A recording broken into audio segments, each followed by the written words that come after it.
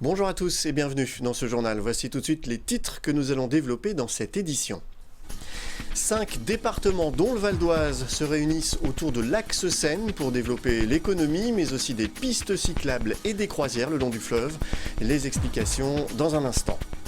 Le judo tour était dans le Val d'Oise pendant 3 jours, l'occasion de s'initier à ce sport avec des champions. La triple championne du monde, Grévis Eman, a fait le détour par Cergy. Voler au-dessus de l'eau, c'est la sensation que vous offre l'aéroscout, l'une des nouvelles activités de l'île de loisirs de Cergy-Pontoise.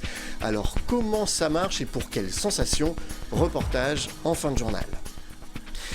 La Seine comme nouvel axe de développement économique et touristique, c'est l'ambition de 5 départements réunis au sein de l'association Axe Seine. Les Hauts-de-Seine, la Seine-Maritime, les Yvelines, l'Eure et le Val d'Oise ambitionnent d'aménager les bords de Seine pour accueillir des pistes cyclables, développer le tourisme fluvial, mais aussi mettre en avant l'emploi et créer une véritable identité à cet Axe Seine. Philippe Pémal. Tous ensemble sur le même bateau, c'est le mot d'ordre de la nouvelle association Axe Seine. Elle regroupe les 5 départements traversés par la Seine, du Havre aux portes de Paris, la Seine-Maritime, l'Eure, les Hauts-de-Seine, les Yvelines et le Val d'Oise. Pour les 5 présidents de ces départements, le constat est clair, les potentiels économiques et touristiques du fleuve sont sous-exploités. Il s'agit de se coordonner pour aménager la Seine qui souvent a été laissée à l'abandon, qui souvent est en friche et qui est un axe de développement majeur puisque c'est une sorte de cordon ombilical entre Paris et l'Atlantique, c'est-à-dire entre la capitale métropolitaine d'une certaine manière et la mondialisation. Et donc il est important de penser, de réfléchir et de coordonner l'action de développement sur cet axe de développement majeur. Dépasser les frontières administratives au profit de territoires plus larges et cohérents, redonner de l'importance aux départements, les ambitions d'Axe Seine sont nombreuses. Pour être le plus concret possible, 4 thématiques vont être étudiées. Le développement économique, l'amélioration et l'extension du réseau des randonnées à pied ou à vélo, la création d'un marketing territorial pour mettre en valeur les atouts du territoire et le développement du tourisme fluvial. Chaque département s'occupant d'une thématique, c'est le Val d'Oise qui sera chargé de cet axe de travail. Il y a un très gros potentiel que nous voulons exploiter ensemble et valoriser davantage.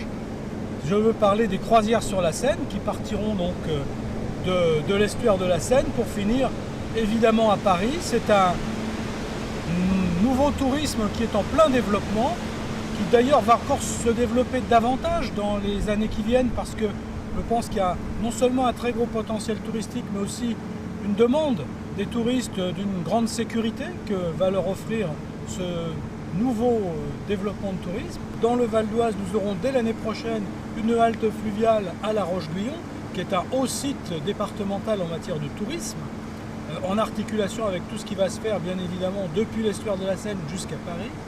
Sans budget propre, Axe Seine mise sur la mutualisation des moyens de ses membres. Les 5 élus se sont donné 12 mois pour avancer et prévoient un événement interdépartemental sur la Seine pour l'été 2017. Le judo tour passe par le Val d'Oise et il est accompagné de grands athlètes nationaux. L'île de loisirs de Cergy a accueilli pendant 3 jours la Ligue d'Île-de-France de judo pour des initiations gratuites. Un petit détour pour la triple championne du monde, Grévis Eman, avant son départ pour les JO de Rio. Le reportage d'Amina Tedjani.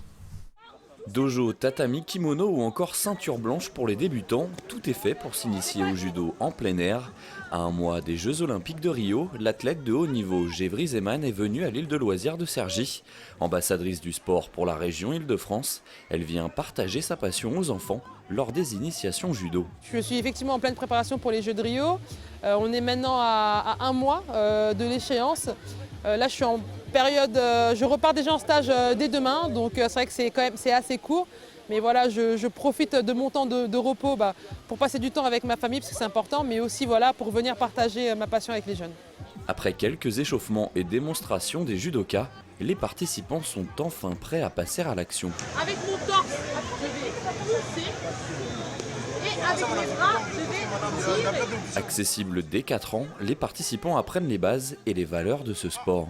Le judo, voilà, il y a un code moral, il y a des règles à respecter. Et, je pense que ça leur plaît bien. C'est un sport qui plaît énormément aux jeunes enfants et aux parents aussi parce que justement ça véhicule beaucoup de valeurs, de respect, de politesse et d'entraide surtout. Donc c'est intéressant, très intéressant comme sport.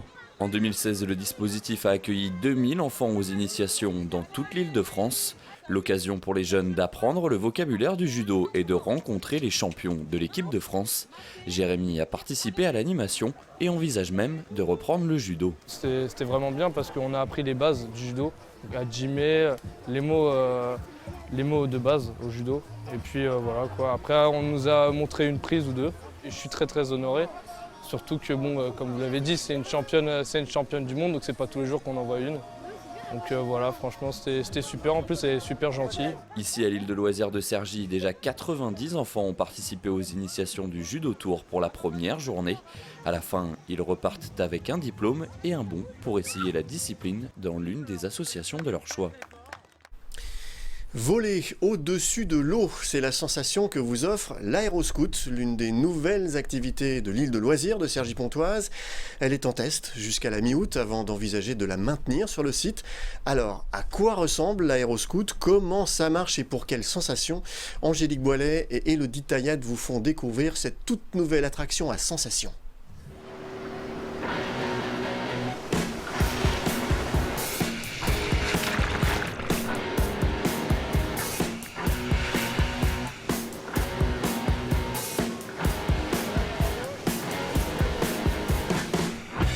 Il vous propulse en l'air et vous fait voler au-dessus de l'eau. Son nom, l'aéroscoot, c'est l'une des nouvelles attractions de l'île de loisirs de Cergy.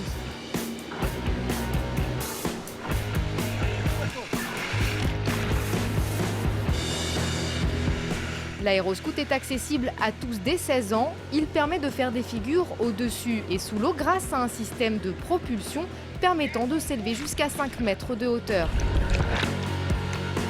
On a une pompe qui aspire l'eau du lac, un système de motorisation qui rejette l'eau par un tuyau.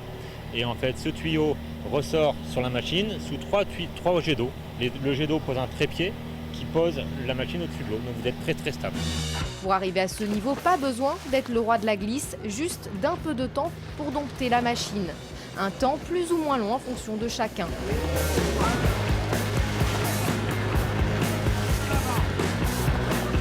Pour arriver à voler au-dessus de l'eau, il faut déjà en sortir. Donc là, tu te positionnes bien, tu commences à tendre les bras vers l'avant. Voilà, et maintenant tu tires, tu pousses, tu tires, tu pousses. En avant, en avant. Après quelques tentatives et les conseils d'Eric, les premières sensations arrivent.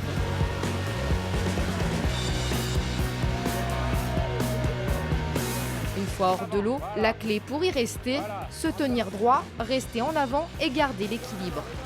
C'est Eric, le co-concepteur du projet, qui dose la puissance grâce à un boîtier relié à la machine.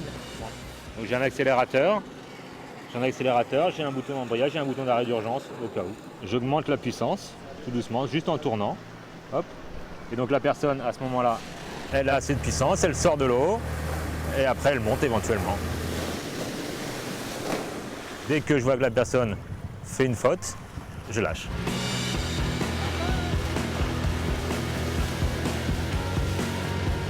Passer la prise en main, sensation garantie, comme en témoignent les curieux du jour. On sent qu'on va vraiment en hauteur et on a l'impression vraiment de dominer les autres.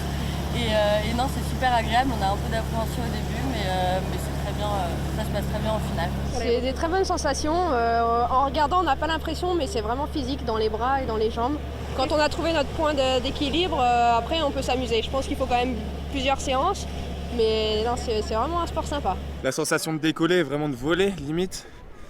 Je pense que Eric a mis plus de gaz à un moment donné, donc c'est pour ça que je suis allé plus haut. C'était super, un petit oiseau quoi, dans le ciel. Des sensations qui ont un coût, comptez 18 € pour 5 minutes.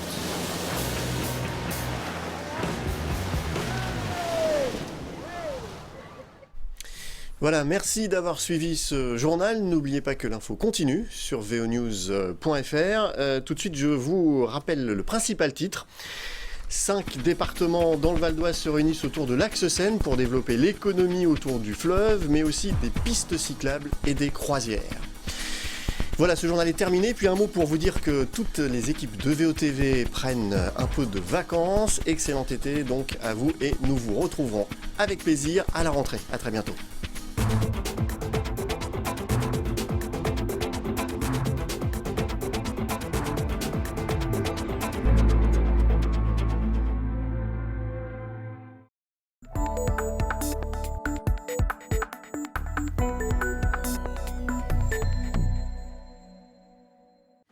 Il est à l'origine d'un projet de télémédecine innovant. Le professeur Patrick Jourdain est le chef de l'unité thérapeutique d'insuffisance cardiaque du centre hospitalier René Dubos à Pontoise.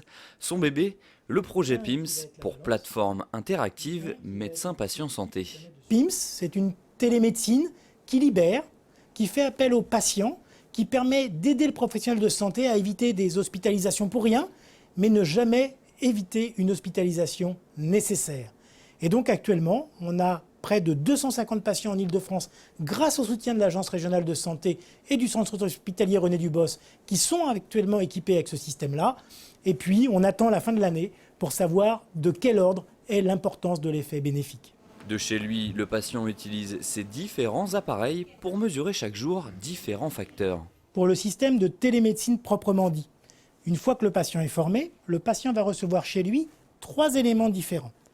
Un boîtier avec un lecteur GSM comme votre téléphone portable sur lequel le patient va avoir des questions tous les matins. Il va répondre par oui à gauche, non à droite. Un système avec une balance sur lequel le poids sera automatiquement transmis en fait au centre de télésurveillance et un lecteur à BNP qui est de cette taille-là. Le BNP, je vous ai dit, c'est l'hormone qui permet de savoir l'état du cœur. Plus il est élevé, plus l'insuffisance cardiaque est grave.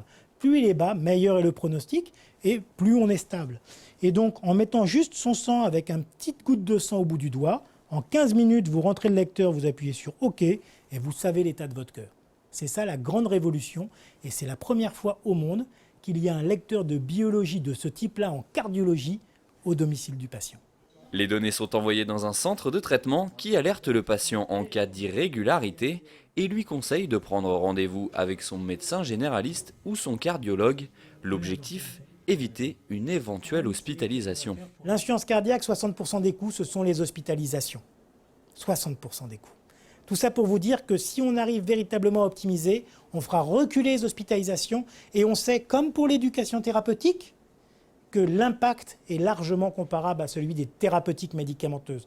Car le pire des traitements, c'est quoi? C'est celui qui n'est pas pris par le malade. Là, on peut arriver dans la médecine du 22e siècle ou 21e siècle tardif et quelque part essayer d'améliorer notre prise en charge avec encore une fois une place du patient qui a changé, du patient qui était dans la salle d'attente à attendre sa consultation, à un patient responsable, acteur, dynamique, ambassadeur et partenaire du service de santé. Chaque année, l'insuffisance cardiaque engendre plus d'1 750 000 journées d'hospitalisation. En France, 800 000 personnes sont touchées par cette maladie, dont la mortalité est supérieure au cancer.